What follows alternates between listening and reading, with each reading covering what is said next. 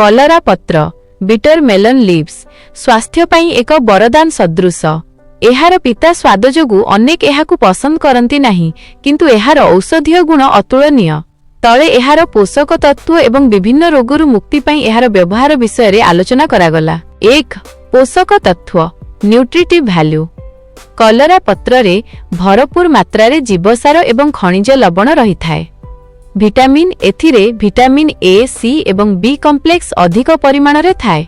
खनिज calcium, iron, लौह, potassium एवं मैग्नेशियम रो एहा एक भलो उत्स। एंटीऑक्सीडेंट एथिरे फ्लावोनोइड्स एवं पॉलीफेनोल्स थाए, जहा शरीरर रोग प्रतिरोधक शक्ति बढ़ाए। 2 विभिन्न रोगरु मुक्ति हेल्थ बेनिफिट्स। डायबिटीज बा मधुमेह नियंत्रण। कलरा पत्र रे चारेंटिन एवं पॉलीपेप्टाइड पी नामक तत्व थाए, जहा प्राकृतिक इंसुलिन परी काम करे। एहार रस पीवा द्वारा रक्त रे शर्करा अंश नियंत्रित होई रहे। चर्म रोगरु मुक्ति एथिरे एंटीफंगल एवं एंटीबैक्टेरियल गुण रहिछि। काछु, कुंडिया किंबा व्रण हेउथिले कलरा पत्र को बाटी लगाइले उपशम मिले।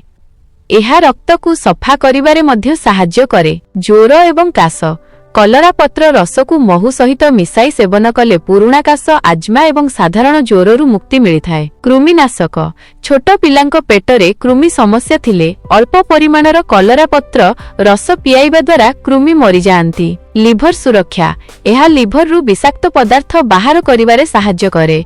जंडिस परी रोगरे एहा खूब उपकारी। 3 व्यवहार विधि। रस पत्र को भल भावे धोई एहार रस बाहर करी अल्प मात्रा रे पी परिबे। काढ़ा पत्र को पानी रे फुटाई सेही पानी को छाणी पीले शरीर सफा रहे। प्रलेप चर्म समस्या पई पत्र बटा को सीधा सड़क आक्रांत स्थान रे लगांतु। सतर्कता अधिक परिमाण रे एहार रस सेवन करंतु नहीं, कारण एहा पेटरे जंत्रणा बा झाड़ा कराई पारे। गर्भवती महिला माने एहा सेवन करिबा पूर्वरु डाक्तरंक परामर्श नेबा आवश्यक।